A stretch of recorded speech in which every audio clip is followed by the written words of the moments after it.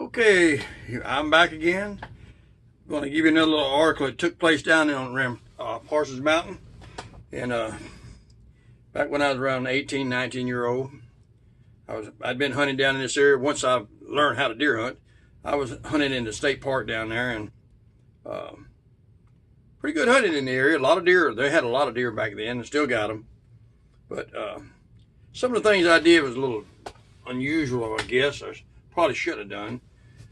One of the things was my idea that it was a lot better to get into the stand without scaring the deer off. So the best way to do that in the morning was just to slip in real quiet like. And best way I knew that there to do that was not to use a flashlight. So if it wasn't a really dark night, if it was any kind of moonlight, I'd just slide in real slow to where my stand was going to be that day. And back then, this is before they come out with the early deer climbing stands. If you climbed off the ground, you had to climb the trees with your bare hands. And so I went in this area a week or so earlier, and in the middle of the day when I found it, and it was way back in the woods.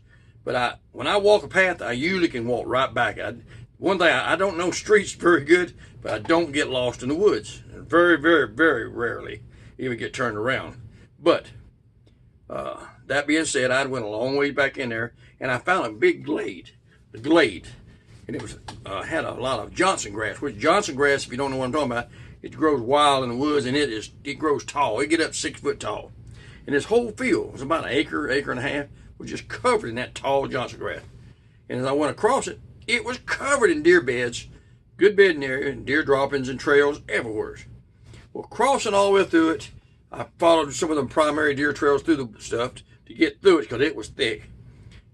On the other side of it, there was a real good tree that about 15, 16 foot up.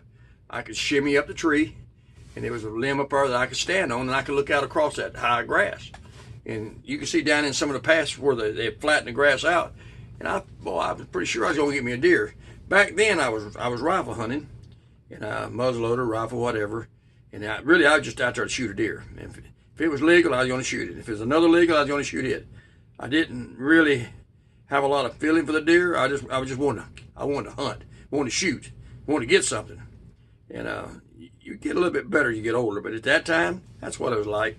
If you're young, you probably know what I'm talking about. If you're old, you probably think I was disgusted, which is what I feel like now. But when I was young, if I could kill it and it was legal, I was going to kill it. And so didn't see many big trophy deer because I didn't give them a chance to grow. So anyway, this day I went back down there early in the morning before daylight, and there was light. It wasn't a lot of light, but there was light. I said, well, I can get in there, I don't need a flashlight. So I left my flashlight in the car. Don't need it. So I started down through the edge of the woods, and I was going slow because it wasn't the best light. And as I got on right at daylight, it's still dark, but just about daylight, a fog rolled in. That made it even worse. I had to really slow down. But I got through the woods, and I hit that big glade that I knew was there, and I found the trail that I was looking for in the dark area. And I knew I probably had about maybe 100, 125 yards to get across it, and then I was going to find the tree I was going to climb. Well, I found this thing in the middle of the day, and the things looked a little different than that. I'll tell you why. This fog rolled in. Well, when that fog rolled in, it was real moist, and it was leaving dew on everything. Well, normally wouldn't be a problem, but this particular morning, what I run into was, you ever heard of riding spiders? Black and yellow spiders about 2.5 inches in diameter. Well, it seems that there was a multiple of them hatched in there, and there was millions of them. They was everywhere. Every bush you got near had a big spider nest on it, and this stuff's about chest high up to head high. Well, that's not so bad. You just kind of walk through them, around them, knock them out of the way in bright light when you can see. Or if you had a good flashlight, if you wasn't dumb enough to leave it at the car. So here I am walking, and back then I had a 30-30 lever action rifle I was toting. And I'm walking through the woods, and I'm toting this rifle right here because I'm running into spider webs. I mean, spider webs. Every other step, I'm hitting a big, you just engulfs your body. And you can feel it all over your arms, your head, your face. Well, that's not the baddest thing. The baddest thing is if I remember my correct count, at least 8 of them, which anywhere from felt like it was probably about 2 inches in diameter, but they felt like it was like 7 to 9 inches around because they land right on your face. And when he lands on your face and he covers your nose and your mouth at the same time, and he's moving around, and you're covered in a spider nest, and you're trying to get that off of you, and he's stuck in there with that, and you in the dark, it's pitch dark, you can't see it, but you can feel it going all over your face. And it ain't no little spider, it's a big spider. Well, I beat them off, and I beat them off. And twice, I actually dropped the rifle trying to get them off of me. And so, as a matter of fact, I didn't get to shoot deer that day. When I got back, my scope was off. It's a good thing I didn't shoot at one, because dropping it's not the best thing. But I had 8 of them on my face before I got to that tree. I don't know how many went on my shoulders, down my back, down my leg. It was everywhere. And it was kind of pretty come daylight. You look out there and them spider nests was everywhere.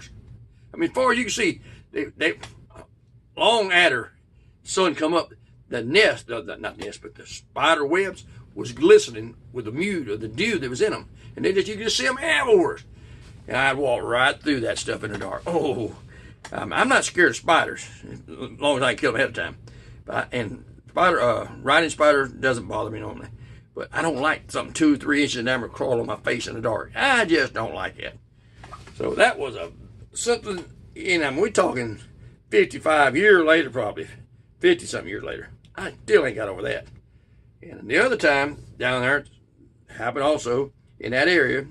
It's probably a year or so later, but I was down there hunting, and I found a place that was a really good crossing on a cut bank. And what it was, you parked down on an old dirt road, and the good thing about it was a growed up, I guess it's probably about 15 to 25 foot tall pines they had planted, and they had never come back and thinned them out. They were so thick you couldn't walk through them. You had to turn sideways just to go between the trees. And way too thick. It should have been trimmed 2 or 3 times to cut out, but they didn't. They had it at that time. And so anyway, I worked my way down through there. I found a little game trail, deer trail, and it wasn't probably that wide, really. You had to walk kind of slow. Well, it might have been that wide, because you could just get down it without hitting a tree if you just watch what you walk. As you walked along, you go right by a tree on either side, and the trail just kind of meanders around, going down the hill, just kind of like it. Probably about not more than 80 yards down through the woods, and then there was a little opening, good place to hunt. And so I got down that morning, and it was a pitch black morning. And I don't like walking with a flashlight, if I can get in the woods. But there wasn't no doubt about this. You got to have a flashlight. Because it's a black. When you get out of the car and you shut the door, you couldn't see the road where you're standing. And I said, dang.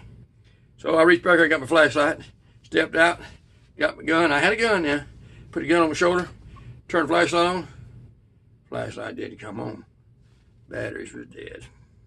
Dead as a doornail. And I ain't got no spare. I said, and I'm down here, a good hour before daylight, because I like to get in early. I said, now I'm going to sit here till daylight, and I'm going to ease in there. And that's okay. But I know I need to be in there before daylight, let things calm down. It just got on my nerves. I said, well, I don't usually get lost, not walking around the woods, because I know where the woods.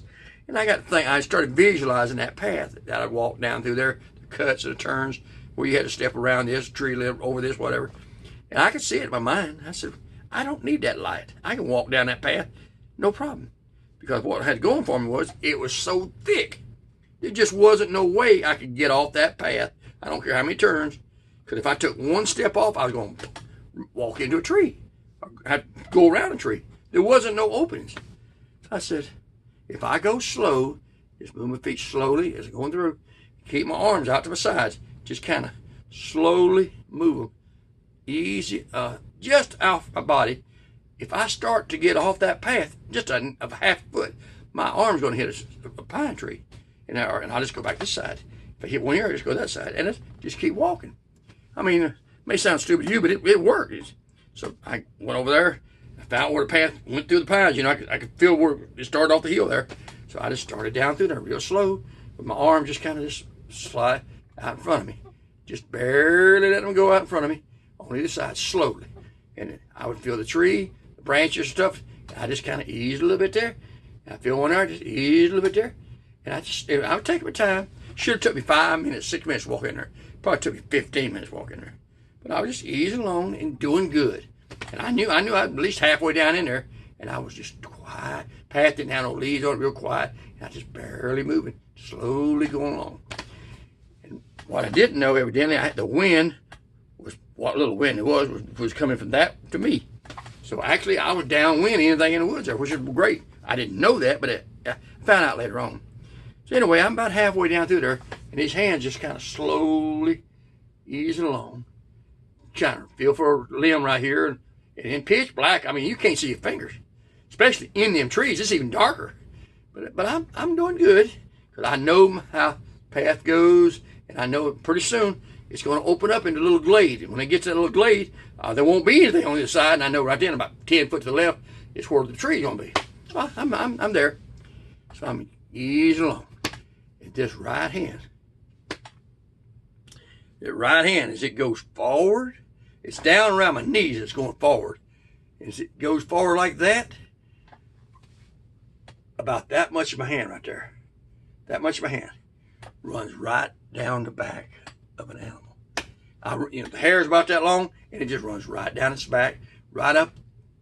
So the hair is about that long, and it goes all the way down to the end of the hair. And this is a cold, cold morning, and I'm walking, no gloves on, but I'm walking along, and them fingers go down in that hair and just go right through, about that far down the back. And as it goes down through there, you can feel the heat just rolling up my fingers off the body as you're going down there. You can feel the heat just coming up out of that hair as you part it with your hand. And I'm in the dark, and I've walked up the side, and I'm running my hand down the animal's back. Well, if you ever done that in a pitch dark room, and you know there's something alive with body heat on it, and you just run your hand down its back, and it's standing right beside you, I don't think you have to worry about doing anything, because you probably ain't going to be able to move. At least I wouldn't.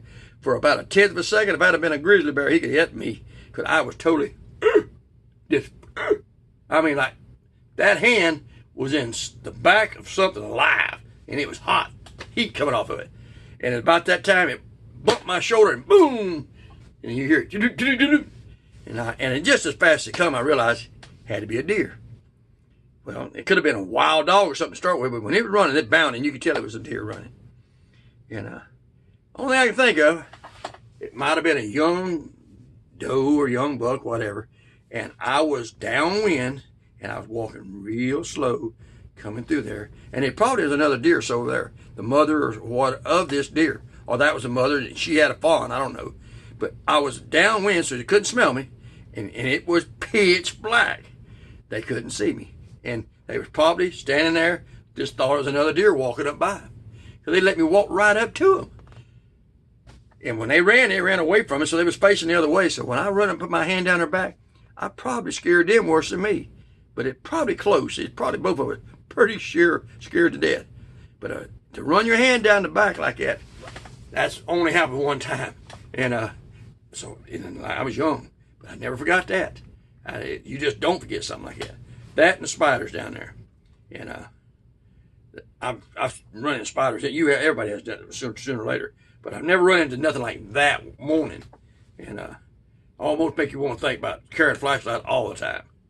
So there's two little things happened years ago. It's not that important, but I just thought, something my grandson might want to hear someday, know about when Papa run into all these spiders. But end of story. Talk to you again about something else.